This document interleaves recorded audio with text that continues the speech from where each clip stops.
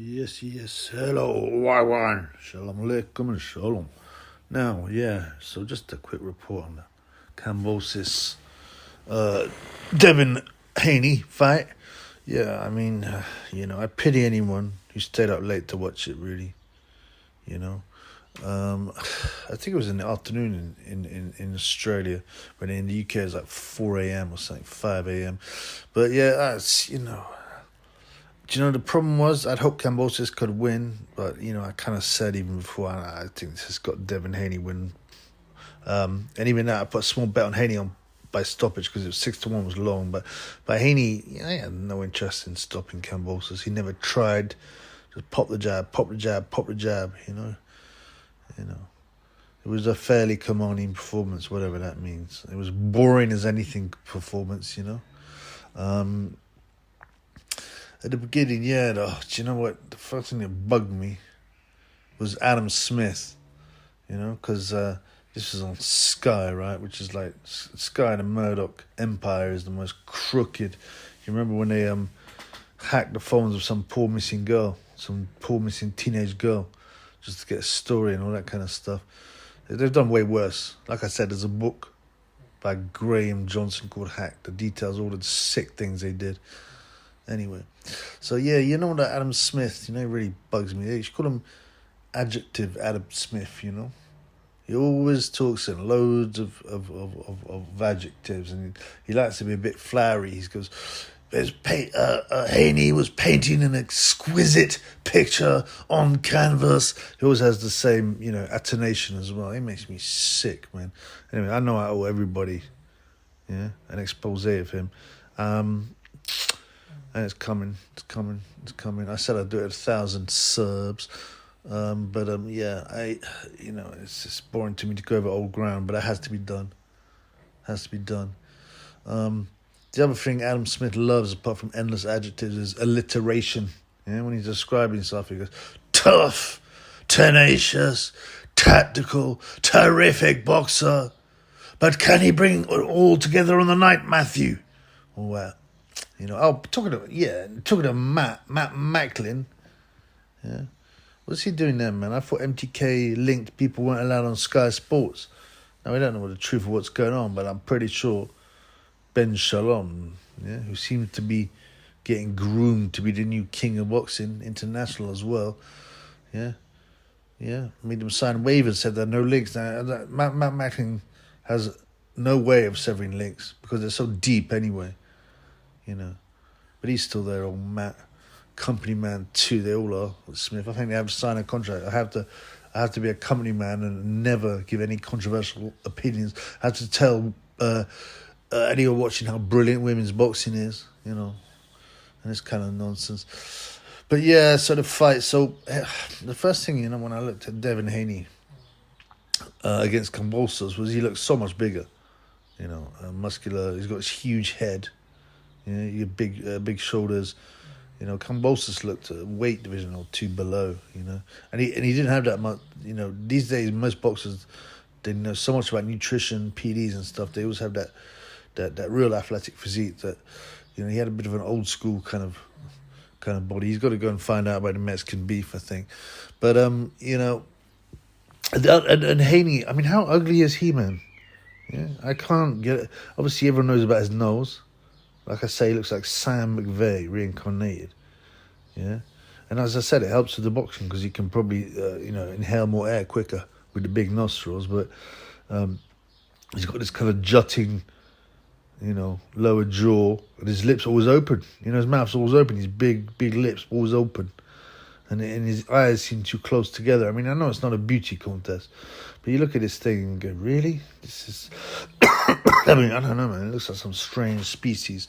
But, having said that, Kambosos, I don't like all his tattoos. They're a bit creepy, People put tattoos on their body. I'm like, why'd you have that? I can never give a good answer. Oh, I quite like it. I liked it. Oh, yeah. Oh, I got this bolt because I love traveling. I was like, yeah, but that's a clipper, man. You ever been on clipper? No. Okay, whatever. I mean... I love travelling. So what? If you love travelling, you love travelling. You don't have to remind yourself by by spending 300 quid for having some intricate tattoo on your shoulder. I mean, what kind of retardation is that? Yeah. So, as I said, a boring, repetitive fight. You know, there was no moments of excitement when there's no moments where you even lean forward on your seat, let alone want to jump up. I mean, I'm obviously, you know, I'm not a kid. I wouldn't jump up anyway. But, you know, there's fools. You know, when they're watching big-time boxing, the ones that, they always jump up, and they're often the fat ones or the women. They're wagging their arms around. I find I paid a few grand for a ringside seat. And a lot of these fools haven't because they're given comps. You know, I will be furious, man. We sit down and, you know. So, anyway. But I wouldn't jump up in my own seat, that's for sure. And there were no moments of that. I can't, the round after round after round drone by, you know. There was a few you could score for Kambosos. Maybe, you know, some people said one even. Some people scored maybe the second. I didn't. Yeah. I said maybe round 9 he won. Not round 10, 12 maybe. I don't know. I mean, it was a pretty much a walkover. But, you know, Kambosos didn't get beaten. You know, he wasn't badly marked. He had a couple of like little red shiny bits on his face. And a bit of a nosebleed. But, you know, that Haney... You know, just wanted to win in a boring way without taking any risks, and yeah, that's fine and all that. But I don't understand that these guys get a big name. They're not like Mayweather, not mattering how good they are. They're just so boring. I don't want to see a boring fight.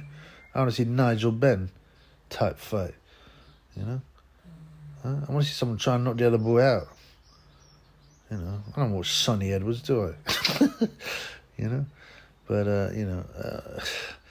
Well, you know, the era of De La Hoya, Shane Mosley, Mayweather, they really made, and Canelo as well, boxing a bit boring because what they did, they would go safety first. You know, there weren't no Hagler Hearns type scenarios or Leonard Hearns scenarios. They just like pop because they know there'll be a rematch. Now, I've never known so many rematch clauses, you know, as in modern boxing right now. But even back in the day, I don't think they had as many, but they thought, well, you know, if it went close, they'd have another rematch. Oh, it's a controversial decision, we'll have to have a rematch, and then everyone get paid again. Everyone. You know, it's a scam. And if you believe in fixed fights, a lot of them will have been scripted, but I'm not sure how many scripted fights there are. You know, this one, I don't know, man. I mean, Kambosos, you know what? He didn't really try that hard. I mean, that stuck in my mind. You know, he didn't really get it properly. I mean, you know, I thought he was going to be a bit of a pressure fighter. You know, I know Haney's fast. Kambosos is quite fast as well, but he didn't seem to have any urgency about him. And he seemed resigned at the end that he'd lost, and he sat there clapping Haney. You know, at the end, huh? And then they said, you know, usually they'll say, they'll whatever. They don't give away who's the winner by saying the new or fighting out of Las Vegas, or, you know, they'll usually say the winner by whatever, unanimous decision. And they'll suddenly go, and no undisputed champion, it could be either of them. And they'll go, Devin Haney. From Las Vegas. And then we say from Las Vegas, they'll all know and jump up. But this guy said it immediately. And we have a unanimous decision, the winner from Las Vegas, you know, and the new... And they didn't, usually they get excited, but they didn't. They just sat there with this stupid look on their face. I don't know whether it's because Haney's a little bit retardalized. You know, just didn't realise because he ain't the sharpest tool in the box. Kambosos did. He just sat there clapping. But, you know, usually the corner will go mad. Even when it's a decision that they feel very comfortable they won. Yeah? They didn't even seem to react. And he went, and then we said, Devin Haney, yeah, they jumped up a bit. But it's almost like they were expecting the victory. Now, you know, obviously, I believe that it was a clear victory for Haney. The so-called dream. But, you know... In the heat of the moment, I mean, I'm going to put on my conspiracy tinfoil hat, as the Egypts call it, and say, you know, maybe they went through the motions. They knew he was going to win on points. They didn't try and knock each other out at the end. You know, they looked like we knew that was happening. Kambosos, who usually he likes to have a word, was like, yep. I give him all the credit and all the respect.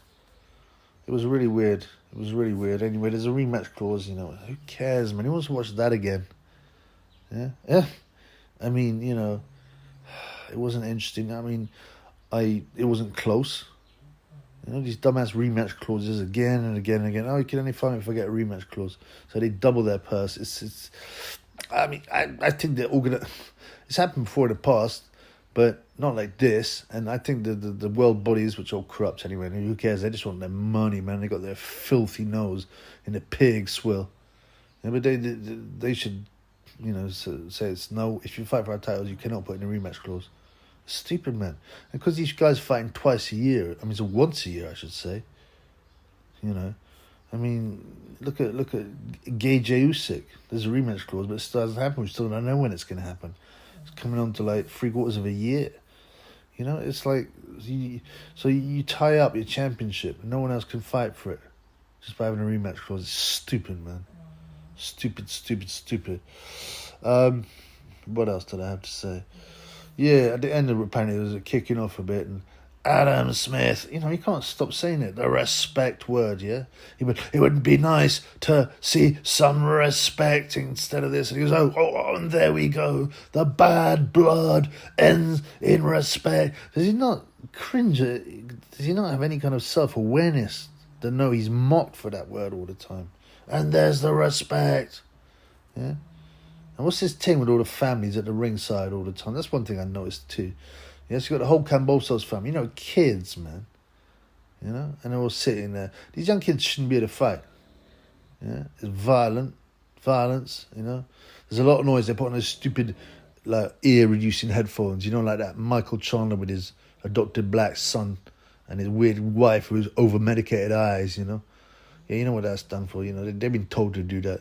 Yeah, Michael, you can fight for these championships and have a fight as long as you do this. Yeah, and they had them stupid headphones on. The noise reducing. The noise is too loud. They shouldn't be there. Yeah, why does a kid want to wear headphones anyway? They wouldn't. It's unnatural, man. Just sit there like in half deafness. And the kids shouldn't be at the fight. Imagine if Kambosos had been laid out flat out and given oxygen. Now, it doesn't look like it was scripted, but, what is little kid? He's going to see it. They're like 3 years old. Come on, man. It's no good. It's no good. Now, the undercard was pretty whack, but there was one big upset. Yeah? So Lucas Browne, who I don't even know whether he's considered an ex-heavyweight champion, he beat Ruslan Shagayev, didn't he? But then I think he got disqualified for juicing. I mean, they're all juicing anyway. But he was at least an 8-1 underdog. Some say more. In my book, he was 8-1. Yeah? And Junior Foe, he had one loss. He's not that good, but he had a decent amateur career. Went 2-2 with Joseph Parker, and he fought Joseph Parker. They went 12 rounds with him. And then this Lucas Browne bangs him out. His legs all over the shop. He gets up. I think he should have stopped it. And he pounds him around the ear and puts him over again. Now, yeah, I mean, I was laughing. A lot of people say, look, that's a fix, man. As I said, I'm not sure where I stand about fixed fights being so blatantly obvious. I mean, to me, having said that, the Lucas Browne fight against that Aussie footballer guy or whatever, rugby player, Paul Galen, was definitely a fix. Even when I watched it, I'm like, come on, man. He didn't hit him with a proper shot. And Browne went over twice, And Paul Galen's a bum, He's can't be fighting like a former world-class fighter and bowling him over and around. That was just to set up the next Galen fight, which I don't know what it was, Sonny Bill Williams or something. I don't follow this. It must be hard being an Aussie boxing fan, because all you watch is freak shows. Paul Galen, Sonny Bill Williams. Yeah. You get your occasional big fight, obviously like Kambosos, but that wasn't very satisfying. They got Tim Tszyu. But so much and all joke fights like Danny Green involved in against that other guy, and he just collapsed in like 25 seconds. What's the other guy called? Paul Briggs or something? These joke fights and celebrity fights and Mundine, way when he's way short, and they got to pay like, I don't know how much the exchange rate is, but they got to pay like $80 for this.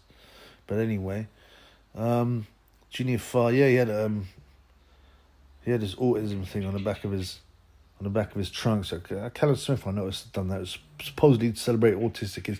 Now, have you noticed, in the Western world, if you live in the Western world, how many kids are now allegedly autists? And they might be. Why do you think that is? Why is this sudden? It's been an increase of like 200 times since the 70s. Could have to do with diagnosis, you could say, but really? You know what? There are communities that don't inject their kids. Huh? If you know what I'm talking about. And there's almost zero autism then. And they've done studies that are linked to, but I can't talk about that. This is a boxing channel. But yeah, the junior farm, well, I don't know, man. I don't know if it's real. I mean, it's true. Browne, I've had a couple of guys on the channel say, nah, that was a fix, you know. And it's true. Browne didn't look in that great shape. But anyway, any big guy can land a big shot. His legs went away, trembled quite impressively. So I said it's a good piece of acting if it is. But regardless, it doesn't mean anything. It's just another, you know. At least we had the highlight of Joe Cordina this weekend. But we had so many whack fights and women's fights and boring fights. You know, the youngsters, you know, boxing is going to remain big at old stages, but the youngsters are moving to MMA as well. But I don't know about all the crotch sniffing and rolling around in underpants. That's not for me, bro. Peace.